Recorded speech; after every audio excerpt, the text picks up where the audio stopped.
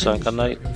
ծեր հայտարարության վերջին մասին անդրադառնալ արևմտյան Լեհաստան պաշտոնական այցի շրջանակներում Նիկոլ Փաշինյանը Լեհաստանի միջազգային հարաբերությունների ինստիտուտում հանդիպել է երկրում հավատարմագրված օտարերկրյա դեսպանների եւ դիվանագետների։ Հանդիպման ընթացքում անդրադարձել են թրիփ ուղուն Հայաստան-Ադրբեջան հարաբերությունների կարգավորմանն ու Հայաստան-Թուրքիա հարաբերություններին։ Թուրքիայի հետ հարաբերությունների մասին խոսելիս Փաշինյանը նշել է, որ վերջին տարիներին երկխոսությունն ակտիվացել է։ Նա շնորհակալություն է հայտնել տարածաշրջանի հարևաններին, Վրաստանին եւ Իրանին խաղաղության գործընթացին աջակցելու համար։ Մենք շատ դրական երկխոսություն ունենք Թուրքիայի հետ։ Մենք հանդիպումներ ենք ունենում մշտապես, մենք խորհրդակցություններ ենք ունենում, բայց իհարկե ամենակարևոր իրադարձությունը, որը հույս ունենք տեսնել, դա դիվանագիտական հարաբերությունների հաստատումն է, պաշտոնական դիվանագիտական հարաբերություններ Հայաստանի եւ Թուրքիայի միջև։ Վարչապետը իր ելույթում անդրադարձել է նաեւ Հայաստանի եւ Ադրբեջանի խաղաղության օրակարգին, դրա հիմնական հաստատման գործընթաց համարելով Ղարաբաղյան շարժման վերջնական դադարեցումը։ Քանի որ բազմաթիվ քննարկումներ եղան, թե արդյոք ճիշտ ճանապարհ է սա որտեղ գրել խաղաղության քաղաքականություն եւ այլն եւ այլն։ Մեր երկրում ես հրապարակավ հայտարարեցի, որ իմ գնահատականն այն է, որ մենք պետք է կանգ առնենք եւ վերջ տանք, դադարեցնենք Ղարաբաղյան շարժումը։ Գիտեք, որ Ադրբեջանի հետ հակամարտությունը սկիզբ առավ Ղարաբաղյան շարժումից։ Ես ասացի, որ որպես Հայաստանի վարչապետ ես կայացնում եմ նման որոշում եւ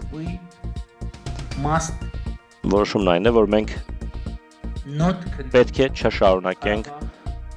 Ղարաբաղյան շարժումը։ Փաշինյանի խոսքով նա նաև դիմել է ժողովրդին, եթե համաձայն չեն Ղարաբաղյան շարժումը դադարեցնելու իր որոշմանը, կարող են հեղափոխություն անել եւ իրենց իշխանությունից հեռացնել։ Ամփոփելով Նիկոլ Փաշինյանը նշել է, որ Հարավային Կովկասը բոլորի տունն է եւ իր համոզմամբ խաղաղության գործընթացն անշրջելի է։ Ելույթից հետո վարչապետը պատասխանել է ներկաների հարցերին։ Ադրբեջանի մասնակցությունը որևէ մակարդակով նախատեսված չէ Հայաստանում կայանալիք եվրոպական քաղաքական համայնքի գագաթնաժողովին, հայտարարել է Ադրբեջանի արտաքին գործերի նախարար Ջեյհուն Բայրամովը։ Նախարարը նշել է, որ Ալիևի մայիսյան խիտ գրաֆիկը եւ օրացույցը նման այց չեն նախատեսում։ Հայրենիք կուսակցության գլխավոր քարտուղար Խաչիկ Գալստյանի կալանքը երկարացնելու միջնորդությունը քննելով դատարանը որոշել է կիրառել տնային կալանք խափանման միջոցը։ Հայտարարություն է տարածել կուսակցության Facebook-յան էջը։ Խաչիկ Գալստյանը կալանավորվել է անցյալ տարեվերջին վաղաշաբաթի ավականու ընտրություններին ընտրակաշառք տալու գործի շրջանակում։ Այս գործով կա ձերբակալված 8 անձ, այդ թվում Արմավիրի մարզպետի նախկին տեղակալը։ Իրանի նախագահ Մասուդ Փեզեշքյանն իր ելույթում հակադարձել է ԱՄՆ նախագահին։ Թրամփը պնդել է, որ անկարգությունների ընթացքում Իրանում սպանվել է 32,000 մարդ։ Մենք արդեն հրապարակել ենք կանոնները անձնագրերի հետ միասին, շեշտել է Փեզեշքյանը։ Նա նշել է, եթե որևէ մեկն ունի այլ անուններ, թող հրապարակի դրանք ապացույցներով։ ԱՄՆ նախագահը կոնգրեսում հայտարարել էր, թե Իրանը սպանել է առնվազն 32,000 ցուցարարի իրենց սեփական երկրում։ Թրամփի խոսքով ցուցարարներին կրակել են եւ կախաղան բարձրացրել։ ԱՄՆ պետքարտուղար Մարկո Ռուբիոն դիմել է Իրանի կառավարությանը, նշելով, որ տարբեր երկրների հետ ունեն պայմանագրեր խաղաղ միջուկային ծրագիր իրականացնելու եւ դեմ չեն, որ Իրանն էլ նույնը անի։ Տարբեր երկրներ ունեն վերգետնյա ռեակտորներ եւ ներմուծում են վառելիք։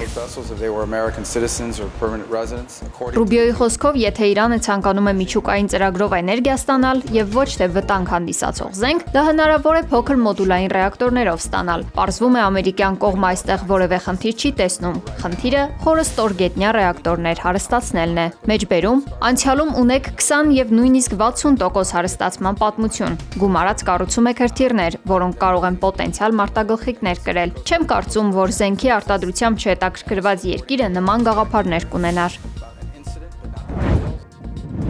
ԱՄՆ-ում բնակվող Կուբայի 10 քաղաքացիների եւ Կուբայի սահմանապահների միջև փոխհրաձգության հետևանքով 4 մարդ սպանվել է, 6-ը վիրավորվել։ Կուբայի ներքին գործերի նախարարության տվյալներով զինված անձինք Ֆլորիդայից փորձել են ներթափանցել Կուբա ահաբեկչություն իրականացնելու նպատակով։ Նրանց մոտորանավակում հայտնաբերվել է զենք եւ զինամթերք։ ԱՄՆ պետքարտուղար Մարկո Ռուբիոն հայտնել է, որ Միացյալ Նահանգները հետաքննում է միջադեպը եւ կանի ամեն ինչ դեպքի մանրամասները պարզելու նպատակով։ Միևնույն ժամանակ հավելել է, որ ԱՄՆ կառավարությունը այս ամենին ներգրավվածություն չի ունեցել։ Դեպքը տեղի է ունեցել ԱՄՆ-ի եւ Կուբայի միջև լարվածության աճի ֆոնին։ ԱՄՆ-ն արգելափակել էր Վենեսուելայից նավթի մատակարարումը Կուբա, ինչն էլ ավելի է սրել երկու երկրների հարաբերությունները։ Այս ամենը տեղի էր ունեցել Վենեսուելայի նախագահ Նիկոլաս Մադուրոյի ձերբակալությունից հետո։